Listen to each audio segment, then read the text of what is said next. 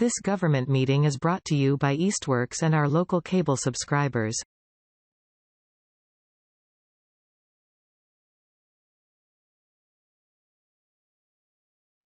So, welcome everybody to the November 15th, 2022 EDIC meeting. We have Jeff Bagg in attendance, which is superb.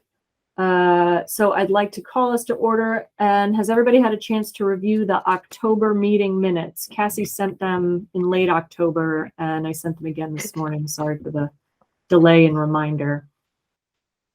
Gwen, I was able to review them, and I would like to motion that we approve them. Love I will that. second. Fantastic. Is there anybody who has anything more to say about that? Okay, all in favor of approving the October 2022 meeting minutes, please give me a visual demonstration. Okay, great. Thank you. That is unanimous. Oh, we need a minutes taker. I can take some of them.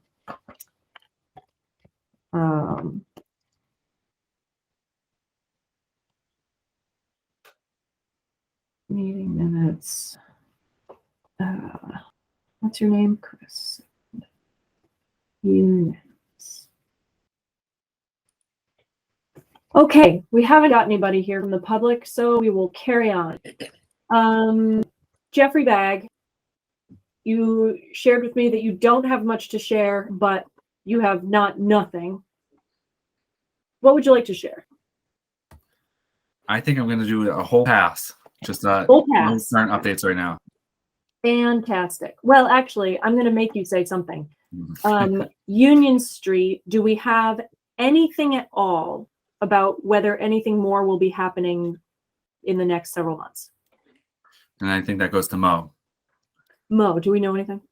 Well, there hasn't been much going on, just kind of pull, relocation, checking test pits, that sort of thing. And we're not expecting anything humongous.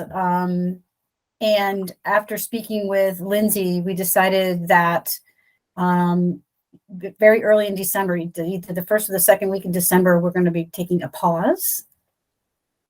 And there will be a notice that goes out then. And Jeff has asked if we could include just some general, pausing for now. If there's anything extraordinary, we can always pop in, but we don't want folks to get overused to seeing nothing new this week, because there's not going to be anything until, the spring construction season. So as far as I get, is that a basic understanding, Jeff? Yeah, I think you're right. Yep. And my hope is that when we do that last, whatever the arrangement to do the last one, I would just love to see, like, in the spring, here's kind of some stuff you might see coming in the spring. I think that's the perpetual worry that I have, is just that people think the project's dead, but it's really just like the contractor hasn't really come to the site yet. And once that happens, everything else will start to flow. Yeah. Yep. So that's what we'll be stating. Very good. Thank you. All right. So we have several things to get into today related to previous conversations. So I will lead with the vacant storefront ordinance and its progress through the ordinance committee. I've had a chance to talk with Jeff. I've had a chance to talk with Tom Peake and a little bit with Salem Derby, who's the chair of that subcommittee. So one thing to understand is that the discussion in the ordinance committee has been extended beyond the original 90 days because Salem busted the heck out of his knee and he is recovering. And so meetings have been slow to take place because he's been surgerized, etc. So they've already voted to extend that discussion and keep it in committee. They care about it and they would like to make some progress on it because they have other things they would like to pay attention to. Here are some hangups for them right now. They are really getting into the nitty-gritty details about how you can make this ordinance actually go to make it enforceable. So one of the things that we also were hung up on when we were talking about it in our group is, okay, it's all well and good to say when a storefront becomes vacant.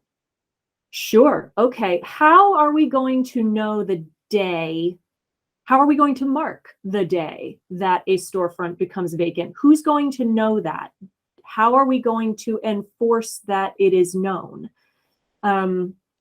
So they're thinking about, like, is this something that a community member reports? We ask the person who owns the building to report it. Like, how do we enforce it if they don't report it? What counts as the day that it becomes vacant?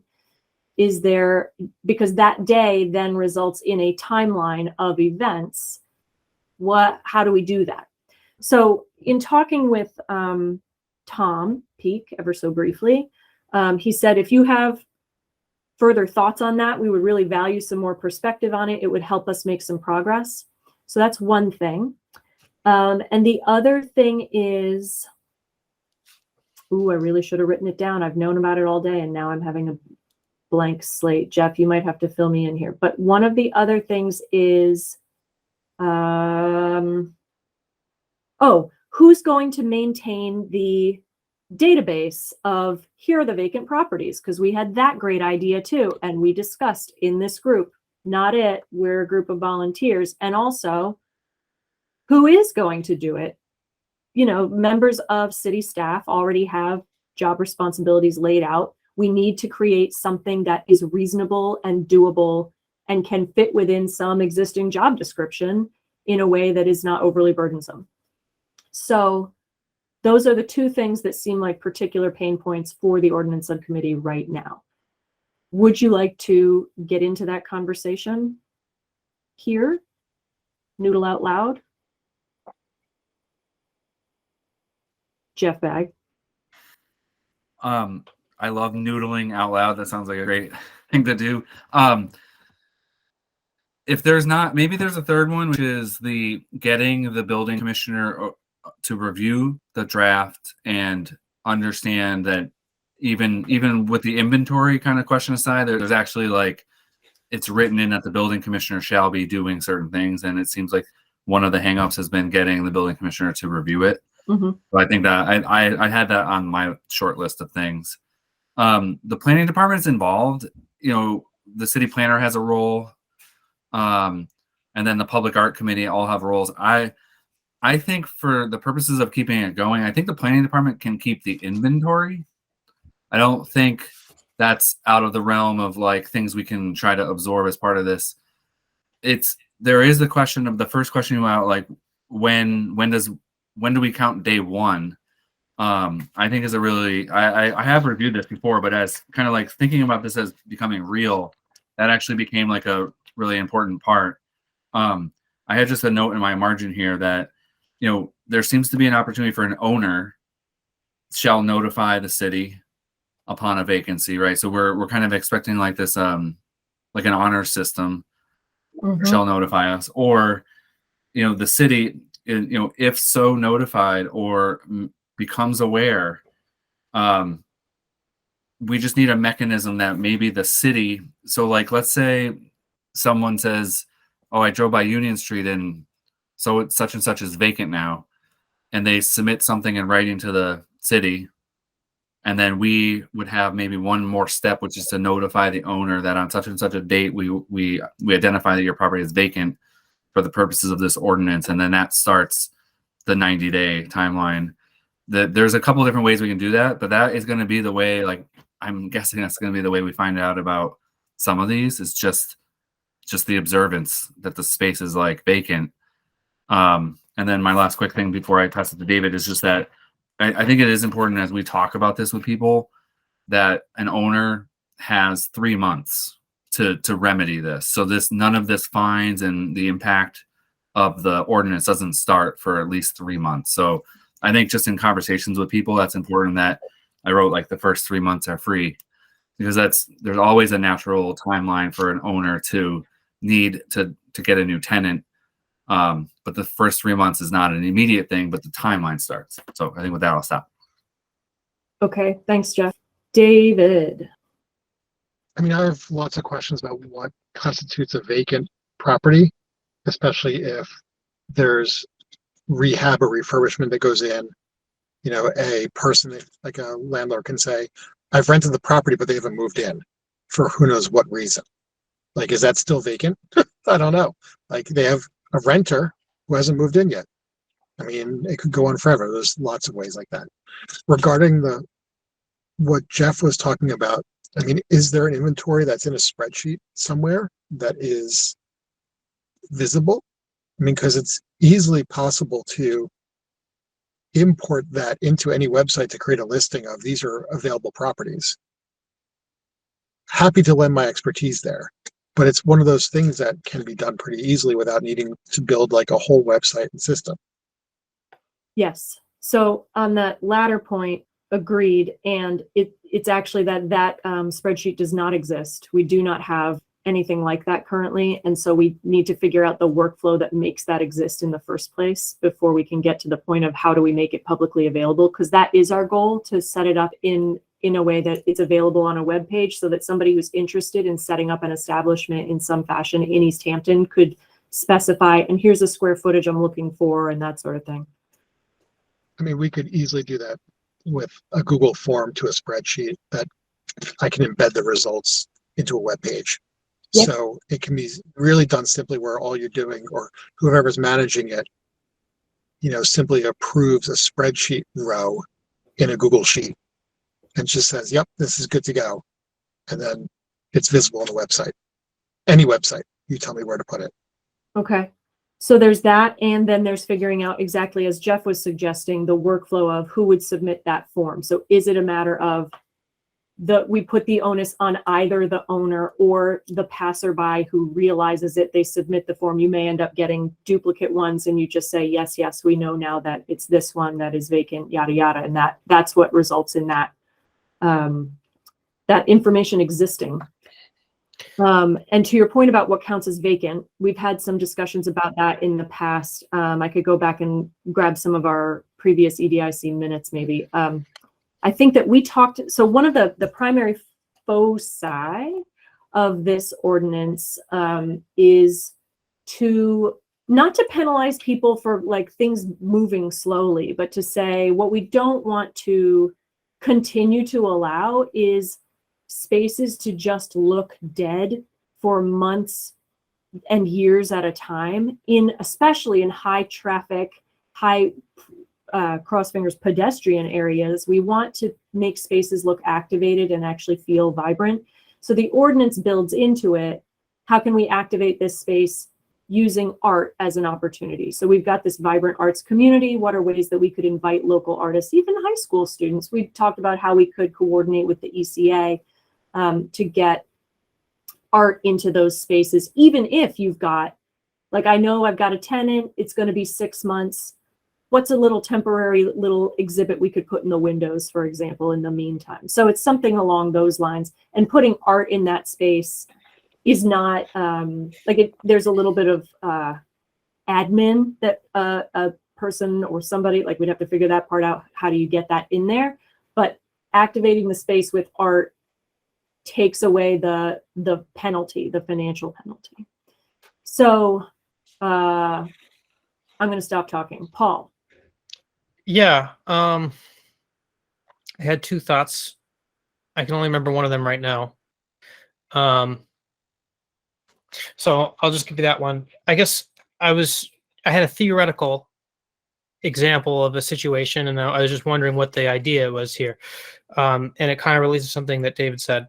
If you have a business that appears vacant externally, and some person goes to the city and says, hey, I've noticed that business is vacant. And then the city sends out a letter and says, oh, your business, your storefront's been identified as vacant. And the owner says, it's not vacant. I have a contract for a person who's going to be renting it. That's just, they're not ready to take it on yet. And it's, it'll be at some point in the future, but it's not right now, but it's still under contract. And then we say, well, I mean, I guess my question is, does the city then say, well, we'd like to see the contract and verify that that's the case? Or do we just trust them? Or, are then they saying, well, what do you mean you're going to look at my contract with my tenant? Or, and then what, do we need a lawyer to review that and say this is a legal document. We're going to verify the information on this because this is a political, thing, and we want to make sure that we crossing our T's and dotting our I's. And then, I guess, so I don't know, I'm just throwing these thoughts out there, but like, where does it go from there? That's a useful question.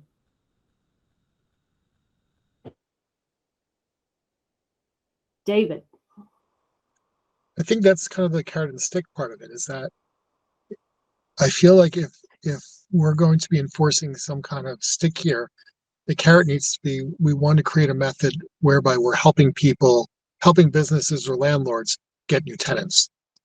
That we want to be on both sides of the equation, not that we're punishing them, because it kind of sucks. Like, they might have had a long-term tenant and now they're forced to do, with an empty property where they're losing money, in addition to refurbishing, in addition to us getting on their case.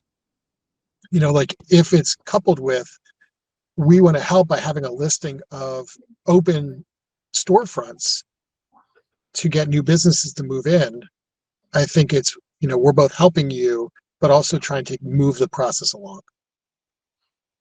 I think that speaks to what Paul's kind of saying as well. Jeff, and then Chris. Sorry, I didn't raise my hand. There is a section for waivers. And right now it's based on demonstrable financial hardship. So I think that there's a way to broaden that a little bit, to widen the types of reasons why someone might get a waiver, which is, I have a tenant that is not going to be able to occupy the space for 6 months. And I think my only other note would be, like, in here, that the waiver could be issued for a period of time. So we might be able to grant a waiver for 6 months, and then after the 6 months goes by, we would have another chance to talk to the person, and they could come back and say the same thing, and the city re-grants the waiver. Or at that point, we could talk about it hasn't been enough movement.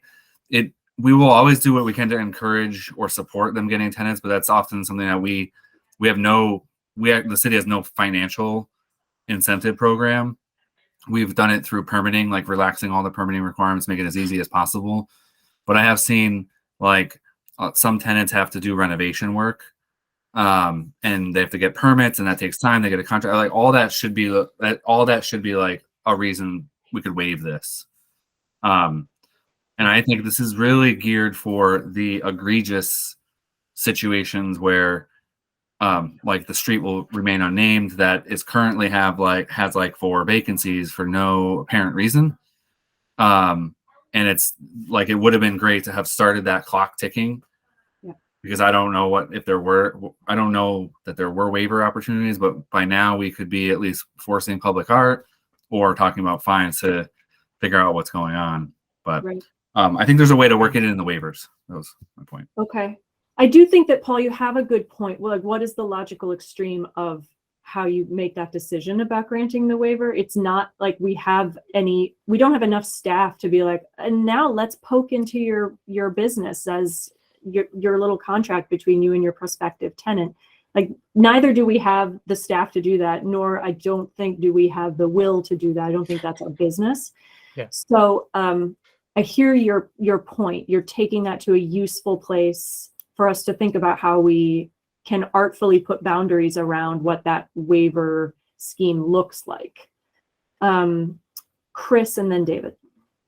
Yeah, Jeff pretty much covered everything, most of what I was going to say, but I just wanted to mention that when we were visioning this, a lot of the original intent was to have that spreadsheet, like you mentioned, David, as well as help from the city in finding a realtor if people were needed, or best practices for renting a unit out, or at least getting a sign in the window. So we definitely had the carrot worked out. I don't know how it got lost in translation.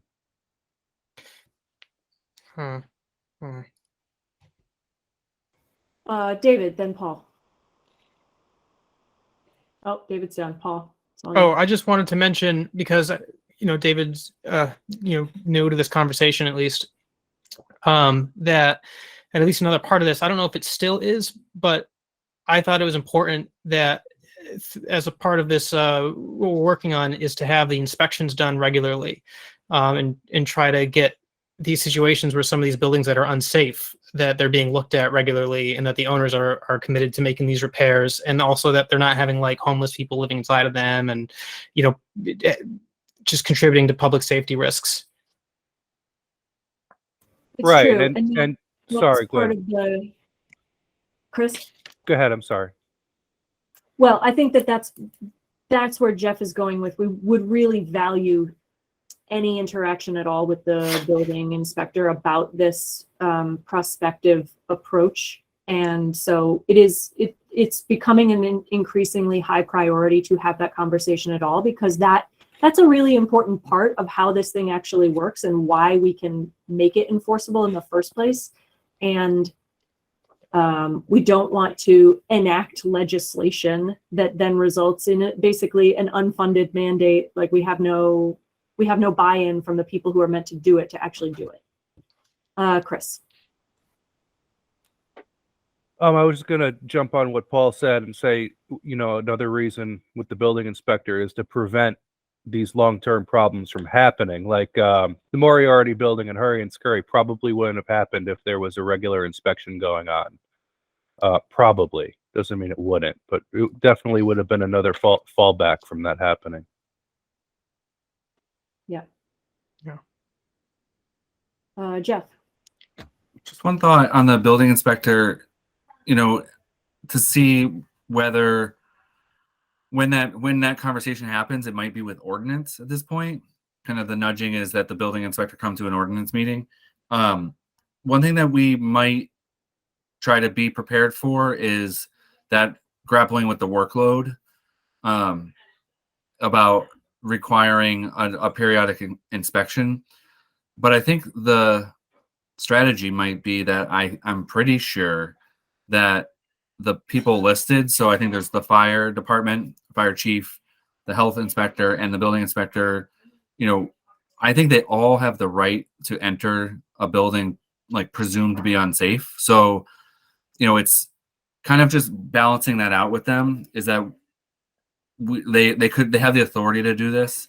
And if we get a lot of pushback saying this is going to be like way too much work to do a periodic inspection, like maybe an annual inspection, which might really fit within their schedule, and plus they already have the authority to do it, and they probably should be doing it if there's like a request or an observation that a building looks unsafe. Like I would say anecdotally, I think there were a couple instances where like Hurry Scurry, somebody called the building official and said that building looks unsafe, and they went and did an inspection. So I'm just trying to think about a strategy to talk to the building commissioner and just have her know that if we can fit this within what she already is doing, maybe that's a fallback for us. So like if she bristles up on saying like I'm not going to ever do this like 4 times a year, but like go back to like once a year, or some other place where if it's a request by a citizen, that a building looks unsafe, a lot of times like a broken window will prompt a visit, because that, like Paul said, that could be someone entering the building, or animals getting in the building. So there might be a way to just work that through with the building inspector that doesn't seem so burdensome to her work. Thank you. Chris. I feel I might be out of the loop a little bit. Do we have any feedback at all from the building inspector, or do we just have no response to anything? No response so far. Okay. So I am thinking that it is worthwhile for EDIC to send a letter to the mayor just saying EDIC cares about this ordinance. Here are the ways we think it would benefit the community. Right now it's stopped up and would really benefit from a collective conversation. So, that's a start to just register that it's a problem that we're not hearing from the city staff person.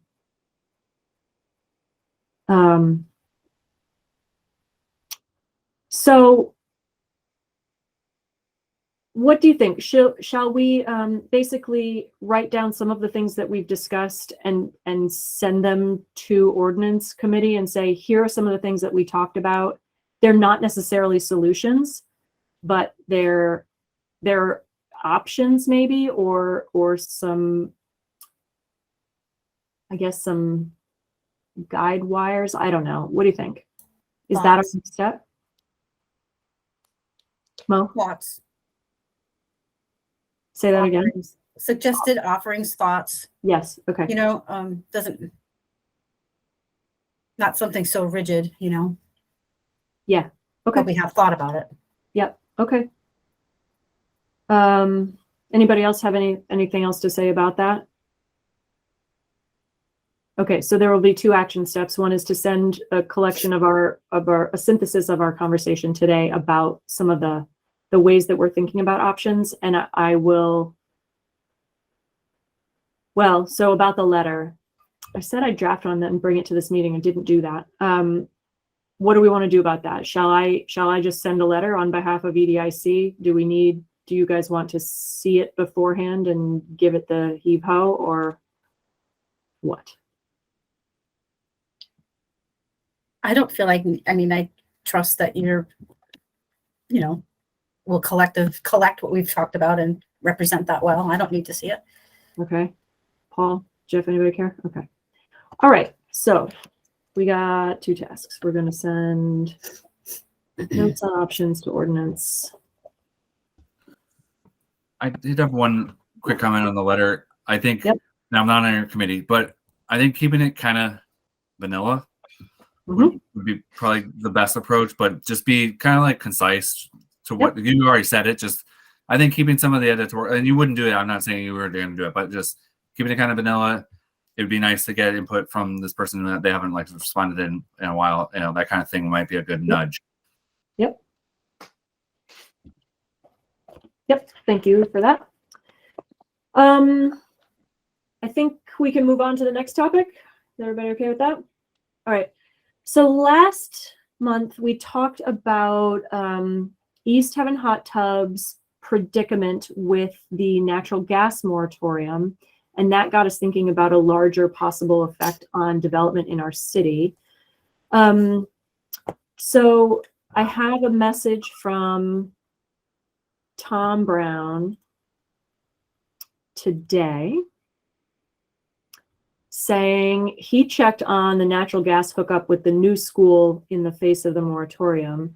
We weren't able to have the old and new school hooked up at the same time during construction. Because of that, we did have to get propane for a period of time.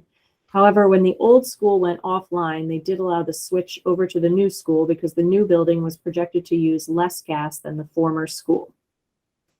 So that's some information. We know that I think we're still maintaining a modicum of gas supply to the 3 elementary schools just to keep them heated enough that pipes don't burst. Is that our understanding last time? So we've got gas supply to those buildings, which we're still thinking about related to prospective development. This is a problem in a lot of places. And we talked about the ways that the private entity that is the gas supplier is, holding our development for ransom, basically. So are there other thoughts about what you might want to do moving forward about this, recognizing that there certainly are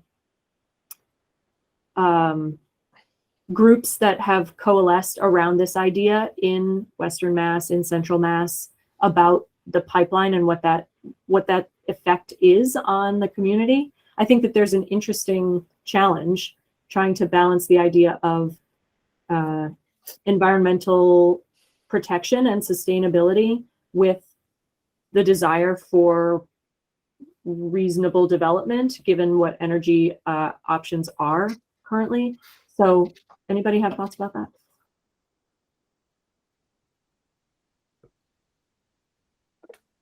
Paul, I have lots of thoughts about this, Quinn, but hit me.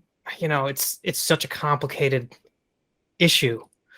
From a purely economic perspective, having access to natural gas is beneficial. It helps stimulate development. It helps businesses open and expand. It helps people build houses and apartment complex and all these things. And, from a perspective of environmental impact, it's complicated because natural gas is cleaner than coal, which was traditionally what powered most of the nation. And geez, if we've been using natural gas all those years instead of coal, that would have been great. But it still does contribute to greenhouse emissions. And, there's a movement of people who really want to oppose it. At the same time, there's not really an alternative that we have that is sufficient to replace natural gas right now in the United States. And this isn't just an issue, obviously, with Easthampton. And even right now, with the situation in Europe, there's projections of being very high costs for natural gas and shortages of supply this year.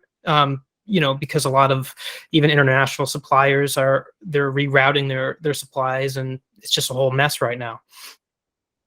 So I do think that it's something that if anybody would be talking about this, it would be the EDIC. And it's an important topic. It's probably going to be something that doesn't have an easy or fast solution. And it might be something that, maybe doesn't have a solution at all. I don't know. I don't know enough the details of why don't we have the access to natural gas that we might love to have in Easthampton, from an economic perspective. Is it because our pipeline that we have that goes through here is it too small? Does it not have enough capacity? Or is it that just because the companies that, arrange the supply, are they not pumping enough our way? Or, are they just trying to hold our feet to the fire and get more political support for pipelines? And I mean, I don't know the answers to all those questions, but I certainly think about them. Yeah, fair enough. So I think that we could decide that we want to keep this on our radar in some formal capacity. I think to do that requires a little outside meeting time work to do a little research on whatever aspect we're thinking about. There are a lot of routes you could take this down. You mentioned a lot of them, Paul. So is there a direction that we think we'd like to take this for next month that would give us a little thinking time on the side where we can share some resources and come together and discuss some of those things? Jeff Bagg. I can't remember if I mentioned this last time. I was kind of curious if this might be a topic that we could try to use sort of like our state representatives to find out where they stand on it, or if they're hearing. So I'm thinking of Dan Carey. I mean, he's a pretty accessible individual on behalf of things in Easthampton, and wondering if he's heard about it from people and if he has any knowledge of any other movement that we might not be aware of. And it looks like Mo is going to chime in on that. That's just a thought I have, is I think Easthampton will be a seat at the table when there's a table to sit at. Like, I don't know where it's at, and I wonder if like someone like Rep Carey or even Senator Vilas like have anything on their radar screen about where this is going, or where, like, and that kind of thing. So that was my question. Okay, thanks. Mo. I think that that's a great suggestion, Jeff, and I think to have them both here would be really good. This subject, this particular issue, has been going on for years, and I want to say, like, I'm trying to think back as to when this first came on my radar, and I want to say it was a good more than 5 years ago. It feels like, but I can't put an actual pin in what year. But this has been going on for a long time, so this isn't just spring up. And I think I have recollection of a conversation, or a conversation that I attended some time ago, and it was about pipeline capacity. And I thought, for some reason, Holyoke Gas and Electric comes into my brain regarding flow and capacity and all that kind of stuff. But sorry, I don't have more specifics because it was so long ago. But I think having the representative and the senator come to share, I think would be really, give an update, bring us up to speed, rather than trying to grapple with arbitrary thoughts here at the moment. Do you know what I mean? Sure.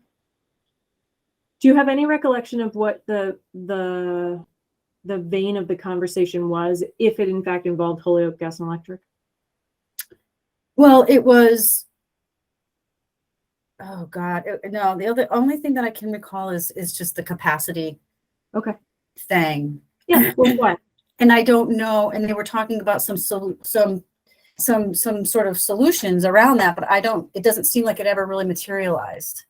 Right. Okay. They may have run into a brick wall or something like that, but they were thinking about trying to figure it out.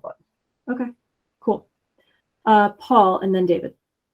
I'm familiar with at least a situation of Holyoke Gas and Electric dealing with natural gas. Maybe it's what you heard about, Mo.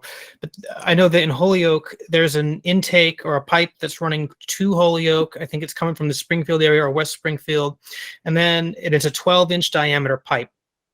And then when it hits, there's an area, it's like around the Holyoke Mall, where the pipe it bottlenecks down to a 6-inch pipe for about like 1 mile, and then it goes back to a 12-inch pipe.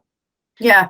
And Holyoke Gas and Electrics, they wanted to replace, well, first of all, Holyoke was on coal for a very long time. They only came off coal, I don't know if it was the 90s or what, but it was, but anyway, there was a movement in Holyoke to have that mile replaced and bring it back up to 12-inch.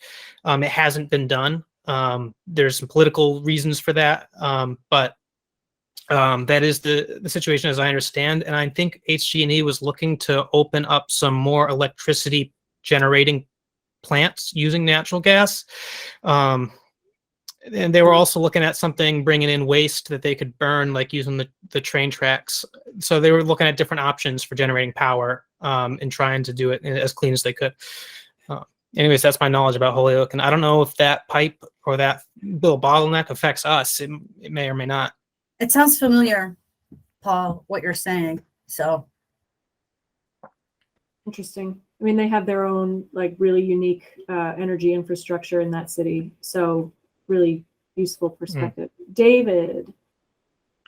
Is this something that we invite a representative from ISO New England to speak to us about, being that they're they're the area power generation and regulator? I mean, it seems like they would be the ones to bring in on the conversation to ask like what the plan is. Especially if we're limited in gas, like what are all their alternatives? Cool idea. I would never have been able to say anything about that, or name that entity. So thank you for saying that. Mo. So I'm just wondering, is our concern around energy versus natural gas, right? Natural gas would be, when I think of natural gas, I'm thinking of restaurants, I'm thinking of heating, or am I like missing the boat here? Well, or are they two topics that we would want to learn more about? I know I didn't raise my hand, but from what I understand, natural gas to the businesses and to the homes and such, is used for like heating and your stove and all that stuff. But that they also, some of these power companies create plants that use natural gas to generate electricity, and then they feed that through the power lines. Got it. Thank you. So it's an intertwined topic. So the natural gas part becomes part of like energy generation at all. And in our region, that's now not just a thing that you can keep in the back of your mind, like whether a pipeline exists. It has become a highly politically productive conversation. So I like the idea of bringing a rep from. You said ISO. Is that what you said, David? Okay. I mean, on the one hand, there's a part of me that thinks, yes, let's have a little EDIC thing, maybe at a preliminary little conversation with any of these folks, and then have a wider public thing about it. But I don't know what the purpose of that would be yet, and I don't want to fan any flames. I don't know. I don't know if that's what it would be doing, but I don't want to lead with that. So cool ideas. What else should we think about related to this? Anything?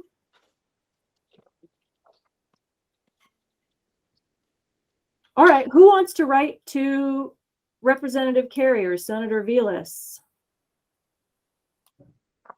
I would reach out to Dan, Okay. possibly Valus. I don't know him personally, but I don't know. I- and would we be saying, hey, we'd like to know your thoughts on this, and would you be willing to come meet with the EDIC?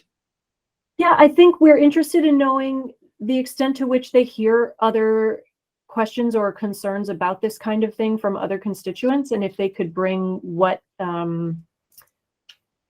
whatever the conversation appears to be or the kinds of ideas they've been discussing back to us, that would be cool. I mean, if they don't have time to do that, what can you direct us to that would give us a little insight? Is there more to say to either of those folks? Probably not. Anyway, I could write to them. That'd be fine. Okay. Dan Carey, John Velas. Anybody want to write to ISO? I might have a contact at ISO. Oh, I would love that. Put me in the right direction. Okay. Awesome.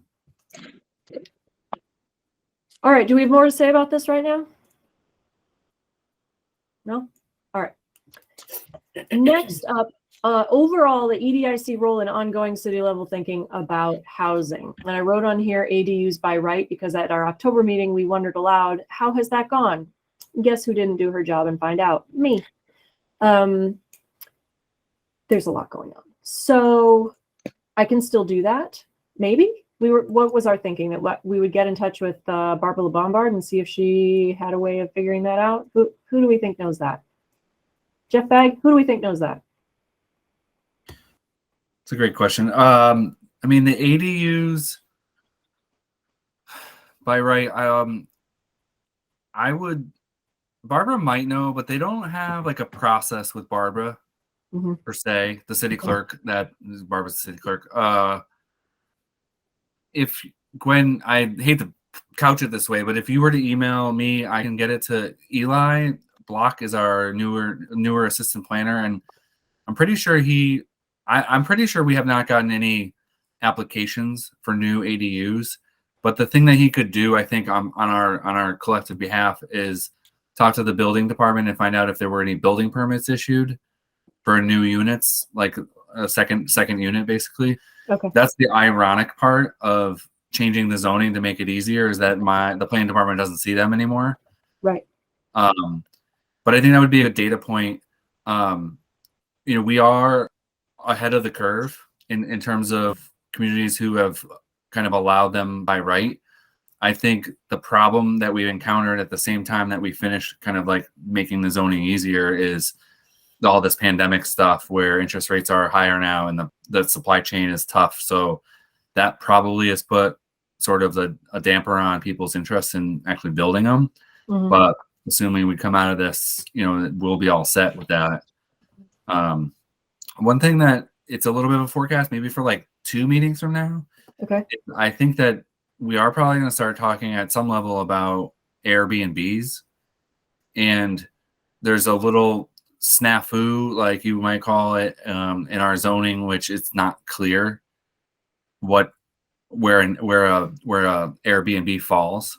And there's one opinion that we do not allow them, and the other opinion that we definitely allow them, because there are some, and maybe a move to clarify that and make it clearer for people who want to pursue an Airbnb. We get the question occasionally, and it's that, we're like, they're akin to a single family house, and that's just what it is. So you go on your way.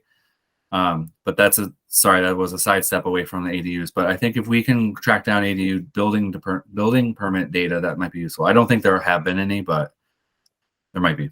Okay.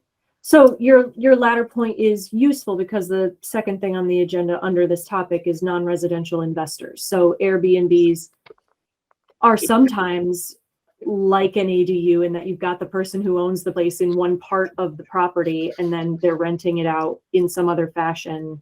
But in the grand scheme of housing in America, there is a burgeoning problem with non-residential investors.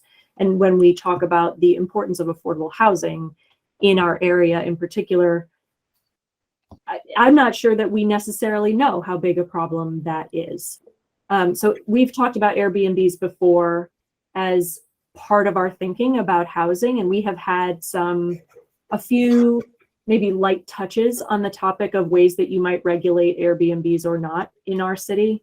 But I think that the idea of the non-residential investors, where you've got people who are coming in and buying up apartment buildings for, like, I'm not saying this is a thing that has happened in Easthampton, but it's happened in other places where you buy up apartment blocks or you buy up condo blocks, and then you can drive up the rental rates or whatever. You turn things that could have been owned by somebody into something that now has sky high rents.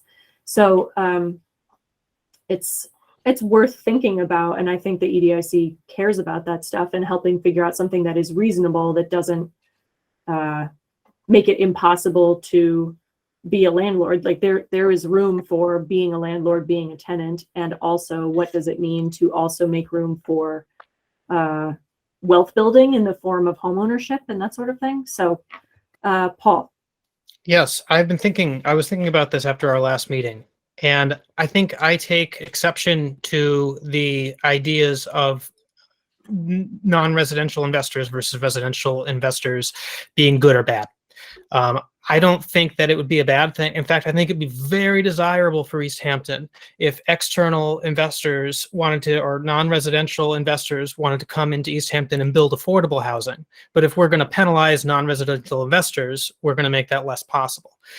And I also think it's equally possible that a residential investor could build exorbitant, sky high costs of housing. And so when we have this discussion, if we're saying, and the other thought I have too is if we were going to put in something into place that would penalize non-residential investors, they could say, well, I live at unit 1, and now everyone else is going to pay even more because now I'm missing out on the rent that I would have from unit 1, but I'm going to say that I live there, so just be a way for them to get around whatever kind of extra tax we would want to assess.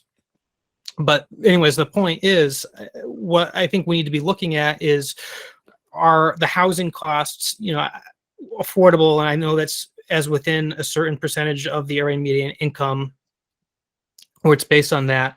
And if we're looking to try and create a balance and try to assess a higher tax on those investors, whether they're residential or not, who have very high-end luxury, properties that are going for way above market rates, so that way we can try and give some help to, people who are trying to build more affordable units or whatever. We can have that conversation, but I just don't see how, whether they live here or they don't live here, how that actually matters. I think recognizing that I am not an expert in housing, I looked at that phrase and went, that seems like a good catch-all for somebody who is interested in making money without necessarily having a community and personal investment, and that it can come across as a value judgment. And I don't necessarily agree that that's always the case, because as you say, a non-resident could certainly come in and build affordable housing. I think it's my imperfect attempt to say somebody who doesn't really care too much about whether this is a benefit to our community or not. They want to make some money off of something that ends up being built on the backs of people who can least afford that. So a point well taken. Jeff Bagg. It's a good conversation, and I don't know where it goes from here, but I think I see myself in the middle between where Paul was and Gwen was. I think that there's something there. There's something here which is really important, which is the word is gentrification. That I think there's a concern that displacing people who rent a unit because someone comes in and raises the rent. I think that's the action that we're worried about. Maybe not so much who does it, but like we've heard a lot about the Ferry Street mill, like the renovation happening at Ferry Street. And the unit prices are like just extremely high. But the one good thing about that is it didn't displace anyone. Like there was no one living there. So it is bringing new people in Easthampton, and it is changing some of the demographics. But there are some neighborhoods that the mayor is really, interested in and concerned about. A neighborhood like Pleasant Green. So it's a neighborhood across the street from the mills. it's a historic neighborhood. You know, there's a lot of variety of people who live there, a lot of different demographics. That's the kind of neighborhood that we really want to be focused on to try to protect those, like the way that those rents are stable right now.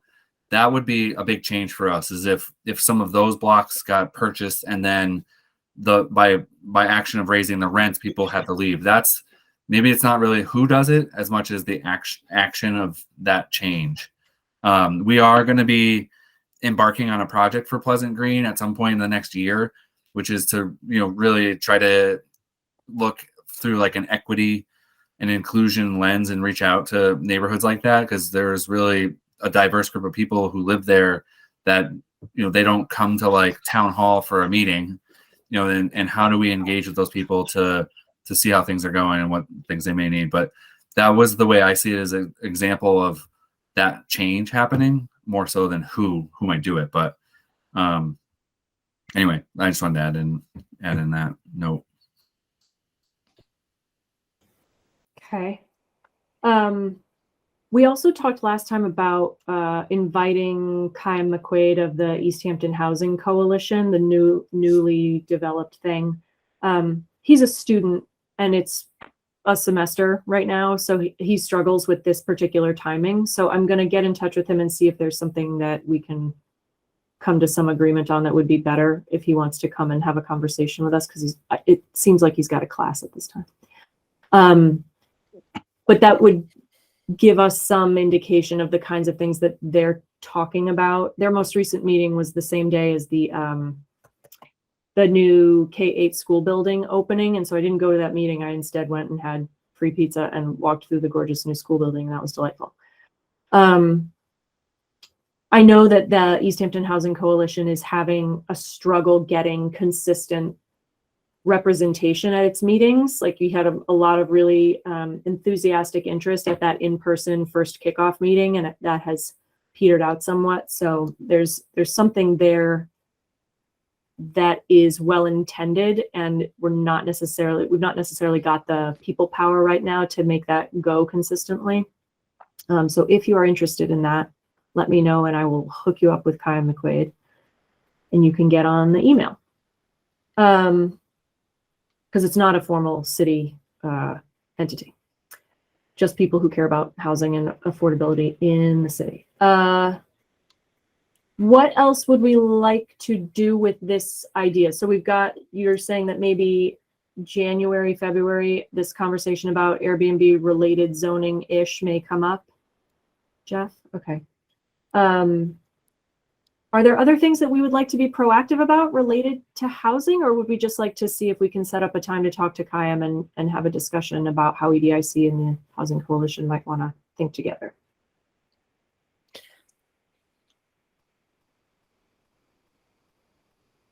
Jeff? I think that there's a bit of calm before the storm. And I don't mean to suggest that new housing is going to be a storm, but we have the elementary school RFPs out. The proposals will be coming back in mid-February. So like by the end of February, there might actually be some information available for people about what developers are seeing with the schools. And then there are other projects. It came up, I think, at the last meeting. There are going to be other projects that, we hope surface. Tasty Top being kind of the prime example. Something will be happening there. And I think the coordination or the meeting of the minds between the EDIC and the coalition, this is a pretty good time. Anytime between now and like February would be good to just understand. I think there are some shared interests. I've been to both, meetings in both groups. I sit with you guys much more, but the idea of supporting housing and new development of housing, whether it's market rate or affordable or anything in between, and then commercial development, if things happen without getting disrupted by all like the weird pandemic things, like we could see a period of growth and activity. And so just having the EDIC coordinated with the coalition so that each group knows that the other exists, because there will likely be resistance or, public concerns about some of these projects. And I think having that balance between someone who's like freaking out about something and kind of providing the rational like balance to that. There could be plenty of opportunities coming up in the next 6 to 8 months for these interactions to happen, like a planning board meeting, for example, and things like that. And the semester should be over by December 20th, which is our next meeting. So he may be able to attend our next meeting anyway. I'll ask him. Okay. Any other things that we should think about related to housing that I should put on December's agenda? Paul St. Pierre. Yeah, I just have a bunch today. I guess I just had a question. Maybe Jeff knows or somebody else knows.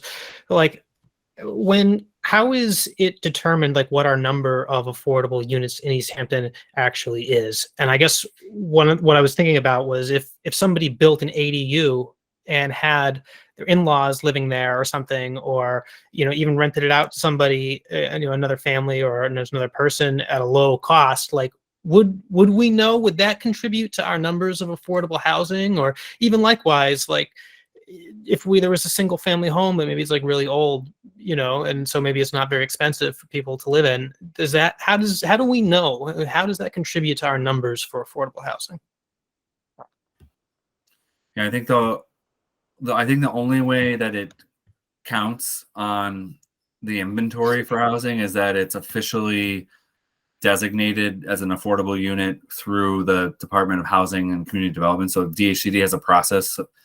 It's the subsidized housing inventory. The SHI is the mechanism for the city to monitor the number of truly affordable. So other people have kind of touched on this, is that we probably have units that fit the affordable income levels, but they're not formally accepted as meeting the inventory because they're not permanently, like they come with either a permanent restriction or like a timeline, like a 30-year restriction.